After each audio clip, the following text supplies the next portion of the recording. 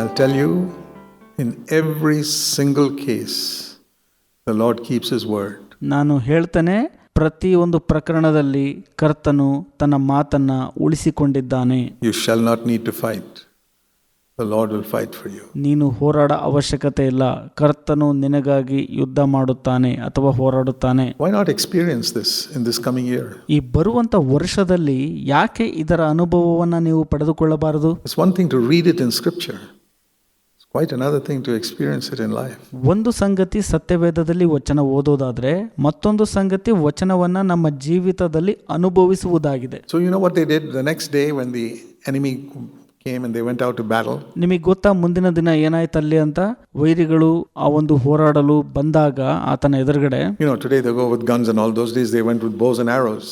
ನಿಮಗೆ ಗೊತ್ತಾ ಇವತ್ತು ಯುದ್ಧ ಮಾಡಬೇಕಂದ್ರೆ ಗನ್ನುಗಳನ್ನ ಹಿಡ್ಕೊಂಡು ಹೋಗ್ತಾರೆ, ಅವಾಗ ಬಿಲ್ಲು ಬಾಣ ಹಿಡ್ಕೊಂಡು ಹೋಗ್ತಾ ಇದ್ರು. And that's how Israel went to battle. ಅದೇ ರೀತಿ ಇಸ್ರಾಯೇಲರು ಆ ಒಂದು ಯುದ್ಧಕ್ಕೆ ಹೋದ್ರು. But Jehoshaphat said, all these people, bows and arrows, go back, we don't want you. ಆದರೆ ಯೆಹೋಷಾಫಾಟನು ಈ ಬಿಲ್ಲು ಬಾಣ ತರುವಂತವರನ್ನ ನೋಡಿ ಈ ರೀತಿ ಹೇಳಿದನು, ಪರವಾಗಿಲ್ಲ, ಹಿಂದಕ್ಕೆ ಹೋಗ್ರಿ, ನಿಮ್ಮ ಅವಶ್ಯಕತೆ ಇಲ್ಲ ಅಂತ ಹೇಳ್ತಾರೆ. In front he appointed, verse 21, those who would sing and praise the Lord. 21ನೇ ವಚನದಲ್ಲಿ ಆತನು ಯಾರನ್ನ ನೇಮಿಸುತ್ತಾನಪ್ಪ ಅಂದ್ರೆ, ಹಾಡನ್ನ ಹೇಳುವಂತವರನ್ನ ಮತ್ತೆ ಸ್ತುತಿಸುವಂತವರನ್ನ, ಅಂದ್ರೆ ಸ್ತೋತ್ರ ಮಾಡುವಂತವರನ್ನ. Imagine putting the choir in front of the army. ಕಲ್ಪಿಸ್ಕೊಳ್ರಿ, ಸೈನ್ಯದ ಮುಂದುಗಡೆ ಹಾಡನ್ನ ನಡೆಸುವಂತವರನ್ನ ಹಾಕುವಂತದ್ದು. No weapons, we're just going to praise the Lord. And the whole lot of people in the enemy was wondering, what type of army is this?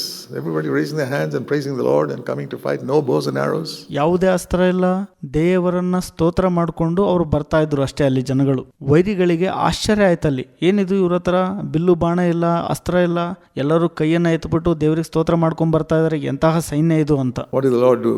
As soon as verse 22, it's a beautiful chapter, 2 Chronicles 20. Read it sometime leisurely at home. 22ನೇ ವಚನ, ಅವರು ಹಾಡುವುದಕ್ಕೂ ಸ್ತುತಿಸುವುದಕ್ಕೂ ಪ್ರಾರಂಭಿಸಿದಾಗಲೇ.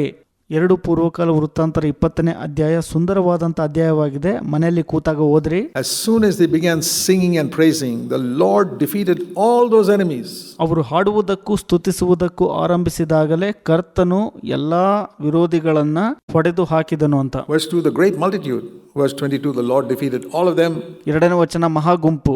22ನೇ ವಚನ, ಕರ್ತರು ಎಲ್ಲರನ್ನ ಸೋಲಿಸಿದನು. And when Judah came to look at the wilderness, all of them were lying on the ground dead, not even one had escaped. ಯಹೂದದವರು ಅರಣ್ಯದಲ್ಲಿರುವ ಗೋಪುರ ಸ್ಥಳಕ್ಕೆ ಬಂದು ಅವರು ಜನರ ಗುಂಪನ್ನು ದೃಷ್ಟಿಸಿದಾಗ ಅವರಲ್ಲಿ ಒಬ್ಬನೂ ತಪ್ಪಿಸಿಕೊಳ್ಳದ ಹಾಗೆ ಎಲ್ಲರೂ ನೆಲದ ಮೇಲೆ ಹೆಣವಾಗಿ ಬಿದ್ದಿದ್ದರು. Meaning not even one problem remained unsolved. ಅದರ ಅರ್ಥ ಏನಪ್ಪಾ ಅಂದ್ರೆ, ಯಾವುದೇ ಸಮಸ್ಯೆಯೂ ಕೂಡ ಪರಿಹಾರವಿಲ್ಲದೆ ಉಳಿದುಕೊಂಡಿರಲೇ ಇಲ್ಲ ಅಂತ. Would you like to have that testimony on December 31st this year? ಈ ಒಂದು ವರ್ಷದ ಡಿಸೆಂಬರ್ 31ನೇ ತಾರೀಕು ಈ ರೀತಿಯ ಸಾಕ್ಷಿಯನ್ನ ಹೊಂದಲು ನೀವು ಬಯಸುತ್ತೀರಾ? That not one problem remained unsolved. I want that. ಒಂದೇ ಒಂದು ಸಮಸ್ಯೆಯು ಪರಿಹಾರ ಸಿಗದೆ ಹಾಗೆ ಉಳಿದುಕೊಂಡಿಲ್ಲ ಅಂತ ನನಗದ ಬೇಕಾಗಿದೆ. I'm not expecting a year without problems. ನಾನು ಈ ಒಂದು ವರ್ಷವನ್ನ ಸಮಸ್ಯೆಯೇ ಇಲ್ಲದ ವರ್ಷವಾಗಿ ನಿರೀಕ್ಷಿಸುತ್ತಿಲ್ಲ. No.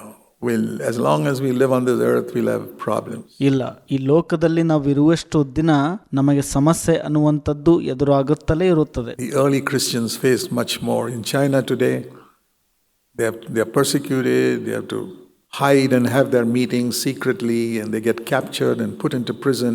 ಪ್ರಾರಂಭಿಕ ಕ್ರೈಸ್ತರು ಇದಕ್ಕಿಂತ ಹೆಚ್ಚಾಗಿ ಎದುರಿಸಿದರು.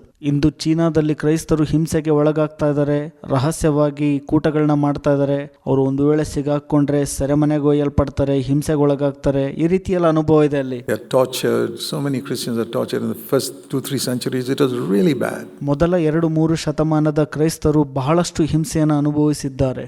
ಬಹಳ ಕೆಟ್ಟದಾಗಿತ್ತು ಆಗ. For us it is so comfortable, but I don't know, sometimes that may come in India. ಇವತ್ತು ನಮಗೆ ಬಹಳ ಅನುಕೂಲಕರವಾಗಿದೆ. ಭಾರತದಲ್ಲಿ ಒಂದು ವೇಳೆ ಆ ರೀತಿಯ ಸನ್ನಿವೇಶ ಬರಬಹುದು. In North India, There are many Christians who are persecuted even today, churches that are burned, pastors who are killed. ಉತ್ತರ ಭಾರತದಲ್ಲಿ ಇಂದು ಕೂಡ ಅನೇಕ ಕ್ರೈಸ್ತರು ಹಿಂಸೆಗೆ ಒಳಗಾಗ್ತಾ ಇದ್ದಾರೆ, ಸಭೆಗಳು ಸುಟ್ಟು ಹಾಕಲ್ಪಡ್ತಾ ಇವೆ, ಪಾಸ್ಟರ್ಗಳು ಕೊಲ್ಲಲ್ಪಡ್ತಾ ಇದ್ದಾರೆ. Yeah, it hasn't come down to the south as yet. ಇನ್ನೂ ಕೂಡ ದಕ್ಷಿಣ ಭಾರತಕ್ಕೆ ಹೆಚ್ಚಾಗಿ ಬಂದಿಲ್ಲ. But it doesn't matter when you think of the first 3 centuries. ಆದರೆ ಇದು ಮುಖ್ಯ ವಿಷಯನೇ ಅಲ್ಲ. ಮೊದಲ 2-3 ಶತಮಾನವನ್ನ ನಾವು ನೆನೆಸೋದಾದ್ರೆ What tremendous boldness they had. ಎಂತಹ ಅದ್ಭುತವಾದಂಥ ದೃಢತೆ ಅಥವಾ ಧೈರ್ಯ ಅವರಲ್ಲಿತ್ತು. God gave them that boldness through the power of the Holy Spirit. ದೇವರು ಪವಿತ್ರಾತ್ಮನ ಬಲದ ಮುಖಾಂತರ ಅವರಿಗೆ ದೃಢತೆಯನ್ನ ಅಥವಾ ಧೈರ್ಯವನ್ನ ಕೊಟ್ಟರು. That is why I have often said, dear brothers and sisters, seek to be filled with the Holy Spirit every day. ಪ್ರಿಯ ಸಹೋದರ ಮತ್ತು ಸಹೋದರಿಯರೇ, ಅದಕ್ಕಾಗಿ ನಾನು ನಿಮಗೆ ಒತ್ತಾಯಪಡಿಸುತ್ತೇನೆ, ಪ್ರತಿನಿತ್ಯ ಪವಿತ್ರಾತ್ಮನ ಬಲಕ್ಕಾಗಿ ಹಾತೊರೆಯಿರಿ. Seek for a mighty anointing of the Holy Spirit. Your own strength is not enough. ನಿಮ್ಮ ಸ್ವಂತ ಶಕ್ತಿ ಸಾಕಾಗೋದಿಲ್ಲ. ಪವಿತ್ರಾತ್ಮನ ಅದ್ಭುತ ಅಭಿಷೇಕಕ್ಕಾಗಿ ಕೇಳಿಕೊಳ್ಳಿರಿ ಮತ್ತು ಹುಡುಕಿರಿ. We want the power of the Holy Spirit to live the Christian life, not to preach. ನಮಗೆ ಪವಿತ್ರಾತ್ಮನ ಬಲ ಬೇಕು ಈ ಒಂದು ಕ್ರೈಸ್ತ ಜೀವಿತವನ್ನ ಜೀವಿಸಲು, ಪ್ರಸಂಗ ಮಾಡಲು ಅಲ್ಲ. Most of you are not called to preach. 99.9% of you are not called to preach. ನಿಮ್ಮಲ್ಲಿ 99.99% ಮಂದಿ ಪ್ರಸಂಗ ಮಾಡಲು ಕರೆಯಲ್ಪಟ್ಟಿಲ್ಲ. But of course you need the anointing of the Holy Spirit to preach. ನಿಮಗೆ ಪ್ರಸಂಗ ಮಾಡಬೇಕಂದ್ರೆ ಪವಿತ್ರಾತ್ಮನ ಅಭಿಷೇಕ ಬೇಕೇ ಬೇಕು. But other than that, you need the power of the Holy Spirit just to live the Christian life. ಆದರೆ ನಿಮಗೆ ಪವಿತ್ರಾತ್ಮನ ಬಲ ಬೇಕು ಏನಕ್ಕಾಗಿ ಅಂದ್ರೆ ಈ ಒಂದು ಕ್ರೈಸ್ತ ಜೀವಿತವನ್ನ ಜೀವಿಸಲು. Be filled with the Spirit is not just for preachers. ಪವಿತ್ರಾತ್ಮನ ತುಂಬಿಸಲ್ಪಡುವಿಕೆಯು ಕೇವಲ ಪ್ರಸಂಗಿಗಳಿಗೆ ಅಥವಾ ಬೋಧಕರಿಗೆ ಮಾತ್ರ ಇಲ್ಲ. In fact, the word be filled with the Spirit in Ephesians 5:18 is followed by wives, submit to your husbands. Husbands, love your wives. ಪವಿತ್ರಾತ್ಮನಿಂದ ತುಂಬಲ್ಪಟ್ಟವರಾಗಿರ್ರಿ ಎಂದು ಎಫೆಸ 5:18 ಹೇಳಿರುವ ಪ್ರಕಾರ ಅದು ಯಾರಿಗೆಲ್ಲ ಅನ್ವಯಿಸತಪ್ಪ ಅಂದ್ರೆ, ಹೆಂಡತಿಯರೇ ಗಂಡನಿಗೆ ವಿಧೇಯರಾಗಿರ್ರಿ, ಗಂಡಂದಿರೇ ನಿಮ್ಮ ಹೆಂಡತಿಯನ್ನ ಪ್ರೀತಿಸಿರಿ, ಇವುಗಳಿಗೆ. How? Be filled with the Holy Spirit. ಹೇಗೆ ಸಾಧ್ಯ? ಅದು ಪವಿತ್ರಾತ್ಮನಿಂದ ತುಂಬಲ್ಪಟ್ಟವರಾಗಿರ್ರಿ. It's not referring to preaching at all. ಇದು ಪ್ರಸಂಗಕ್ಕೆ ಸಂಬಂಧಪಟ್ಟ ಹಾಗೆ ಹೇಳೇ ಇಲ್ಲ. Bring up your children in the fear of the Lord. Those are the things mentioned after being filled with the Spirit in Ephesians chapter 5 and chapter 6. ನಿಮ್ಮ ಮಕ್ಕಳನ್ನ ಕರ್ತನ ಭಯದಲ್ಲಿ ಬೆಳೆಸಿರಿ. ಇವೆಲ್ಲ ಸಂಗತಿಗಳು ನಮೂದಾಗಿರುವಂತದ್ದು ಪವಿತ್ರಾತ್ಮನಿಂದ ತುಂಬಲ್ಪಟ್ಟವರಾಗಿರಿ ಎಂದು ಹೇಳಿದ ನಂತರ ಎಫೆಸ 6 ಮತ್ತು 5ನೇ ಅಧ್ಯಾಯದಲ್ಲಿ. So it's normal daily life for which you need to be filled with the Holy Spirit. ಪ್ರತಿನಿತ್ಯ ಸ್ವಾಭಾವಿಕ ಜೀವಿತವನ್ನ ನಾವು ಜೀವಿಸಲು ಕೂಡ ಪವಿತ್ರಾತ್ಮನಿಂದ ತುಂಬಲ್ಪಟ್ಟವರಾಗಿರಬೇಕು. And I want to ask you, for your normal daily life at home and in the office, are you seeking God to be filled with the Holy Spirit? If not, start today. ನಾನು ನಿಮಗೆ ಕೇಳಕ್ಕೆ ಇಷ್ಟಪಡ್ತೇನೆ, ಪ್ರತಿನಿತ್ಯ ನಿಮ್ಮ ಮನೆಯಲ್ಲಿ ಮತ್ತು ಕೆಲಸ ಮಾಡುವಂತ ಸ್ಥಳದಲ್ಲಿ ಪವಿತ್ರಾತ್ಮನ ತುಂಬಿಸಲ್ಪಡುವಿಕೆಗಾಗಿ ದೇವರನ್ನ ಹುಡುಕ್ತಾ ಇದ್ದೀರಾ? ಇಲ್ಲ ಅಂದ್ರೆ ಇವತ್ತಿಂದ ಪ್ರಾರಂಭಿಸಿರಿ. When you get up in the morning, say, Heavenly Father, I love you. Thank you for your love for me. ಬೆಳಗ್ಗೆ ಎದ್ದಾಗ ಈ ರೀತಿ ಹೇಳ್ರಿ, ಪರಲೋಕದ ತಂದೆಯೇ, ನಾನು ನಿಮ್ಮನ್ನ ಪ್ರೀತಿಸ್ತೇನೆ, ನನ್ನನ್ನು ನೀವು ಪ್ರೀತಿಸಿದ್ದಕ್ಕಾಗಿ ಧನ್ಯವಾದಗಳು ಅಂತ. I want to be filled with the Holy Spirit today. ನಾನು ಇವತ್ತು ಪವಿತ್ರಾತ್ಮನಿಂದ ತುಂಬಿಸಲ್ಪಡಬೇಕು ಎಂಬುದಾಗಿ ಹೇಳ್ರಿ. I'm not looking for an experience. I want the power to overcome sin. ನಾನು ಅನುಭವವನ್ನ ಹುಡುಕ್ತಾ ಇಲ್ಲ, ಪಾಪವನ್ನ ಜಯಿಸಲು ಬಲವನ್ನ ಹುಡುಕ್ತಾ ಇದ್ದೀನಿ ಎಂಬುದಾಗಿ ದೇವರಿಗೆ ಹೇಳ್ರಿ. The power to control my tongue. ನನ್ನ ನಾಲಿಗೆಯನ್ನ ನಿಯಂತ್ರಣದಲ್ಲಿಡಲು ಬಲವು ನನಗೆ ಬೇಕಾಗಿದೆ ಎಂಬುದಾಗಿ ದೇವರಲ್ಲಿ ಹೇಳ್ರಿ. James chapter 3 says nobody can control the tongue. So many animals have been tamed. ಯಾಕೋಬ 3 ಈ ರೀತಿ ಹೇಳಲ್ಪಟ್ಟಿದೆ, ಅನೇಕ ಪ್ರಾಣಿಗಳನ್ನ ಬೇಕಾದ್ರೆ ಕಟ್ಟಿ ಹಾಕಬಹುದು, ಯಾರು ಕೂಡ ತಮ್ಮ ನಾಲಿಗೆಯನ್ನ ಕಟ್ಟಿ ಹಾಕಲಾಗಲ್ಲ ಅಂತ. You go to the circus and zoo and you see elephants and lions tamed, but the tongue has not been tamed by most people. Circus ಮತ್ತು ಝೂಗಳಿಗೆ ಹೋದಾಗ ನೀವು ಪ್ರಾಣಿಗಳನ್ನ ತಮಗೆ ಬೇಕಾದ ಹಾಗೆ ಆಟಾಡಿಸಿಕೊಳ್ಳುವುದನ್ನು ನೋಡಬಹುದು, ಆದರೆ ಅನೇಕ ಜನರು ತಮ್ಮ ನಾಲಿಗೆನ ಹತೋಟಿಯಲ್ಲಿಡೋಲ್ಲ. Which is stronger, that lion or your tongue? ಯಾವುದು ಬಲಶಾಲಿ, ಸಿಂಹನ ಅಥವಾ ನಿಮ್ಮ ನಾಲಿಗೆನ? Our tongue not been tamed. That's James chapter 3, by the way. We need the power of the Holy Spirit. ನಮ್ಮ ನಾಲಿಗೆಯು ಹತೋಟಿಯಲ್ಲಿ ಇಡಲ್ಪಟ್ಟಿಲ್ಲ, ಅದು ಯಾಕೋಬ 3 ಹೇಳಲ್ಪಟ್ಟಿದೆ. ಅದಕ್ಕೆ ಪವಿತ್ರಾತ್ಮನ ಬಲದ ಅವಶ್ಯಕತೆ ಇದೆ. And I believe that is the reason why on the first day when they were filled with the Holy Spirit, they began to speak in a language they had never learned, called speaking in unknown tongues. ಅದಕ್ಕಾಗಿ ನಾನು ನಂಬುತ್ತೇನೆ, ಅವರು ಪವಿತ್ರಾತ್ಮನಿಂದ ತುಂಬಲ್ಪಟ್ಟ ಮೊದಲ ದಿನ ತಮಗೆ ಕಲಿಯಲು ಅಸಾಧ್ಯವಾಗಿರುವಂಥ ಭಾಷೆಯನ್ನ ನುಡಿದರು, ಅಂದರೆ ಅನ್ಯ ಭಾಷೆಯನ್ನ ನುಡಿದರು. That means The Holy Spirit controlled their tongue. ಅದರ ಅರ್ಥ ಪವಿತ್ರಾತ್ಮನು ಅವರ ನಾಲಿಗೆಯನ್ನ ನಿಯಂತ್ರಣದಲ್ಲಿಟ್ಟನು. And gave them words to speak. It was not like somebody manipulating and controlling from outside. He gave them the ability to speak. ಅವರಿಗೆ ಮಾತನಾಡುವಂಥ ಮಾತನ್ನ ಪವಿತ್ರಾತ್ಮನು ಕೊಟ್ಟನು. ಅದರ ಅರ್ಥ ಯಾರೋ ಹೊರಗಡೆಯಿಂದ ಅವರನ್ನ ಮಾತನಾಡಲು ನಿಯಂತ್ರಿಸುತ್ತಿದ್ದರು ಎಂಬುದಾಗಿ ಅಲ್ಲ, ಪವಿತ್ರಾತ್ಮನು ಅವರಿಗೆ ಮಾತನಾಡುವಂಥ ಸಾಮರ್ಥ್ಯವನ್ನ ದಯಪಾಲಿಸಿದನು. I believe God gives me the ability to speak right now, God's words. ನಾನು ನಂಬ್ತೇನೆ ದೇವರ ವಾಕ್ಯವನ್ನ ಮಾತನಾಡಲು ಸಾಮರ್ಥ್ಯವನ್ನ ಪವಿತ್ರಾತ್ಮನೇ ಕೊಟ್ಟಿದ್ದಾನೆ ಎಂಬುದಾಗಿ. But he gave them the ability to speak in an unknown language. ಆದರೆ ಪವಿತ್ರಾತ್ಮನು ಅವರಿಗೆ ಸಾಮರ್ಥ್ಯವನ್ನ ಕೊಟ್ಟನು, ಅರಿಯದೇ ಇರುವಂತ ಭಾಷೆಯನ್ನು ಮಾತನಾಡಲು. And then, so the tongue was important. At the same time, a tongue of fire appeared on top of all of their heads, 120. ಅದೇ ರೀತಿ ನಾಲಿಗೆಯು ಪ್ರಮುಖವಾದದ್ದಾಗಿದೆ. ಅದೇ ಸಮಯದಲ್ಲಿ ಬೆಂಕಿಯ ನಾಲಿಗೆಯು ಅಲ್ಲಿದ್ದಂಥ 120 ಮಂದಿಯ ತಲೆಯ ಮೇಲೆ ಬಂದು ಕೂತುಕೊಂಡಿತು. What is the message in that? They're speaking in unknown tongues and a tongue of fire on top. ಅವರು ಅನ್ಯ ಭಾಷೆ ಮಾತನಾಡ್ತಾ ಇದ್ದಾರೆ, ಅವರ ಮೇಲೆ ಬೆಂಕಿಯ ನಾಲಿಗೆ ಬಂದು ಕೂತ್ಕೊಂಡಿದೆ. ಏನು ಇದರ ಸಂದೇಶ ಹಾಗಾದ್ರೆ? God was saying, in the Old Testament, he used many instruments. ದೇವರಲ್ಲಿ ಏನಂತ ಹೇಳ್ತಾ ಇದಾರಪ್ಪ ಅಂದ್ರೆ, ಹಳೆ ಒಡಂಬಡಿಕೆಯಲ್ಲಿ ದೇವರು ಅನೇಕ ಸಲಕರಣೆಗಳನ್ನ ಉಪಯೋಗಿಸಿದರು.